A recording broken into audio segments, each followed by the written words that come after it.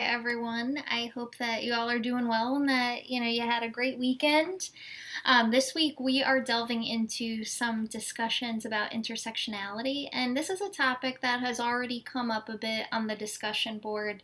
So it's interesting to already see people engaging this concept, and if this concept is new to you, no worries. We'll be unpacking it in this particular lecture as well as on the discussion board and in the weeks to come. So, we're thinking about the concept of intersectionality through the lens of Audre Lorde, Angela Davis, and the Combahee River Collective this week. And, when we're thinking about intersectionality as a framework, we're thinking about the connections between both academic settings and movements for liberation. So, bridging theory and practice in tangible ways. Because often I'm sure you all have experienced this in navigating academic settings. Sometimes different topics can be relegated to just the realm of theory and only thought about necessarily within the context of the four classroom walls or the Zoom walls, whatever it is.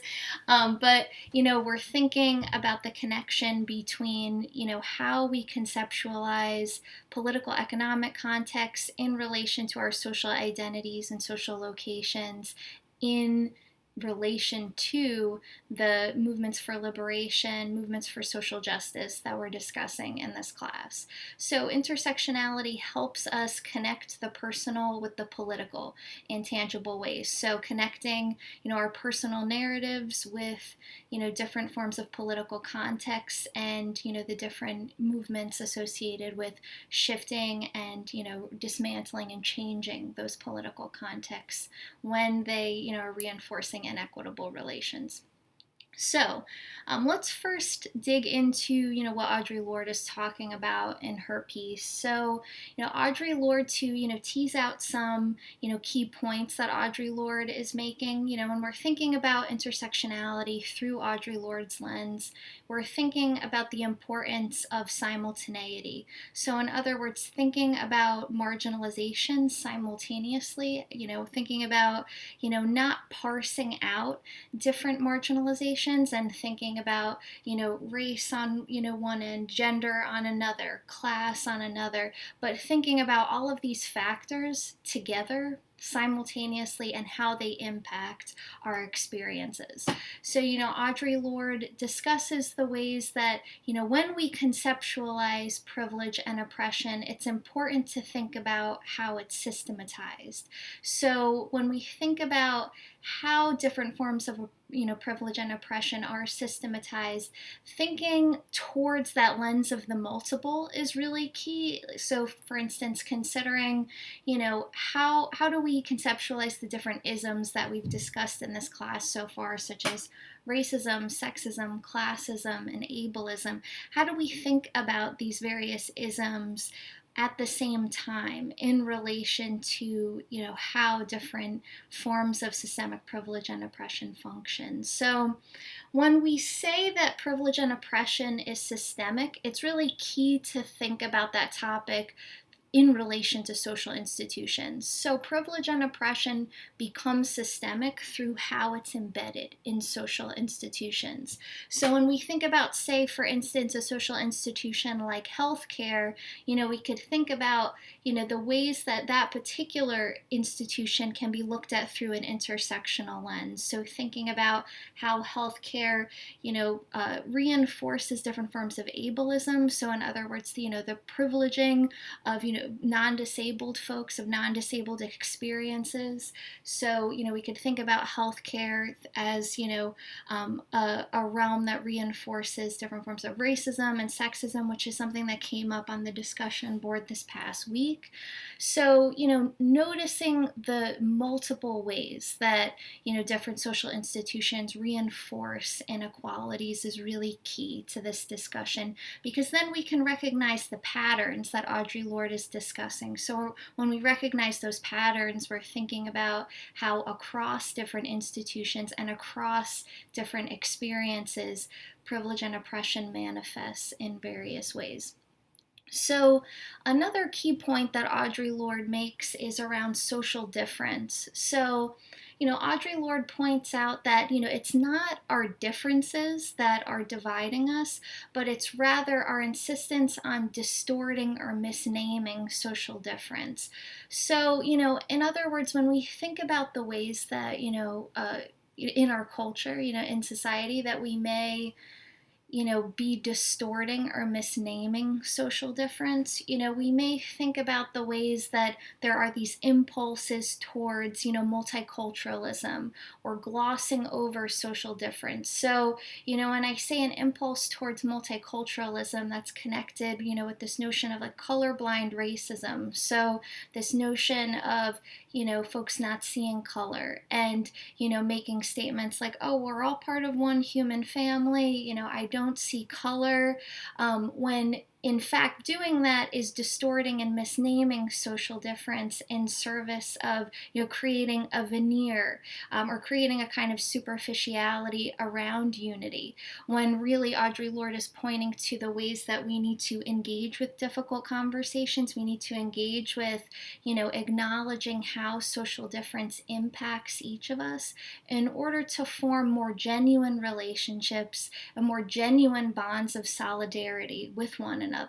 So, in other words, we can't just, hold hands and sing kumbaya. Nothing against holding hands, but I'm sure you all can, pick up on what I'm saying. That, we can't just necessarily will or wish, the notion of, how distortions or misnaming of social difference impact us. We can't just will away the way that privilege impacts our experiences. We can't just will away being blind to, those privileges or oblivious to them, like Peggy McIntosh pointed out, but instead really delving into, the difficult conversations, because that's where, growth happens. That's where genuine relationships emerge from.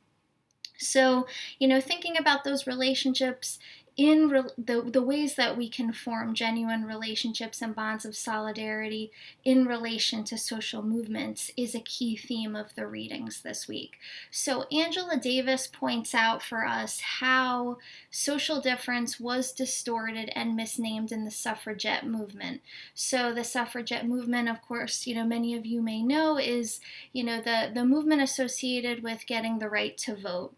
And the suffragette movement, particularly white women suffragettes, such as Susan B. Anthony, had a history of reinforcing racism, of being explicitly racist, and pushing for white women's right to vote before anyone else.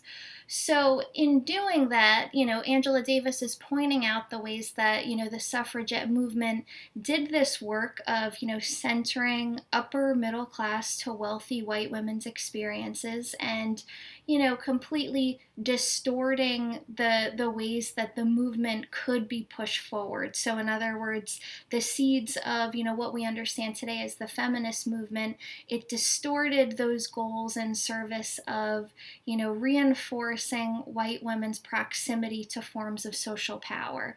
So, in the suffragette movement, white women chose to, reinforce their alliances with white men, in service of, getting, essentially their own forms of social mobility, and left, many folks behind and were outwardly hostile to different forms, of social difference in that case. So, the Combahee River Collective, which Audre Lorde was also a part of, they wrote this statement in the 70s, and, it was very, it essentially foretold how the feminist movement has manifested in today's day and age. So, when you all check that out, I'm interested to hear what your thoughts are on it. But, thinking about how the Combahee River Collective was pointing out the ways that, we really do need to be thinking about how multiple marginalizations take place,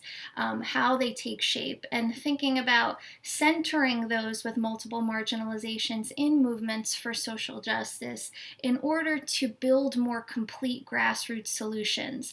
So instead of having this kind of trickle down social justice effect, so in other words, people with certain forms of social power and privilege, gaining, seats at the table of, different forms of power, instead of opting for, trying to gain power within, in an equitable system, within, a socially stratified system, to instead think about dismantling structures that are bent on, reinforcing different forms of social stratification, so different forms of inequality based on social identity.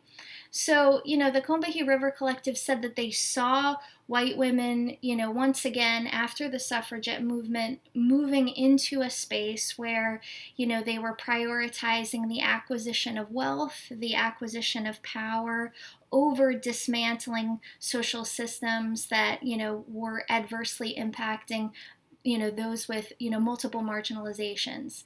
And so we see that manifest today, of course, in the form of what we would understand today as different modes of white feminism. So thinking about this notion of equating feminism with the acquisition of wealth, with the acquisition of power, when the Combahee River Collective, Angela Davis and Audre Lorde, were really highlighting the ways that we can equate feminism or equate the movement for social justice of genders in a more intersectional way. So we can not only think about equity based on gender, but we can think about equity based on ability, based on race, and thinking about all of these different factors of experience simultaneously. A really key contribution that the Combahee River Collective had to, thinking through the concept of intersectionality and providing the foundation for how we understand intersectionality today was understanding identity politics in relation to political economic contexts. So in other words, they were thinking about how crucial it was to understand the stratification of social identities. So, once again, creating inequitable systems based on social identities and investing different stereotypes and biases to reinforce those different forms of inequality, to understand that in relation to how capitalism functions. So in other words, understanding how our political economic context that had been, growing for, throughout the 1900s, the advent of industrialized capitalism. My dog is having a dream right now, it's making funny sounds. But, they were thinking about this topic, or they were thinking about identity politics in relation to, re-envisioning a world that was not centered on prioritizing profits over people's welfare.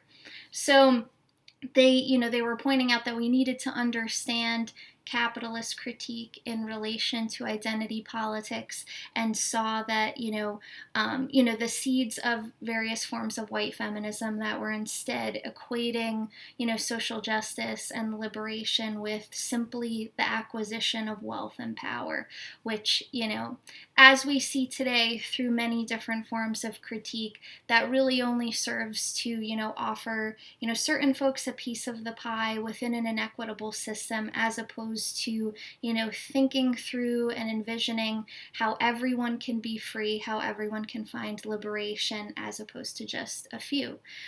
So once again, this conversation is very much intertwined with connecting theory and practice. So connecting, the theory that we're discussing, in an academic class with, the social movements, that we see taking shape, on the ground in practice. So I really do look forward to talking with you all more about this topic this week. And yeah, have a great week, everyone.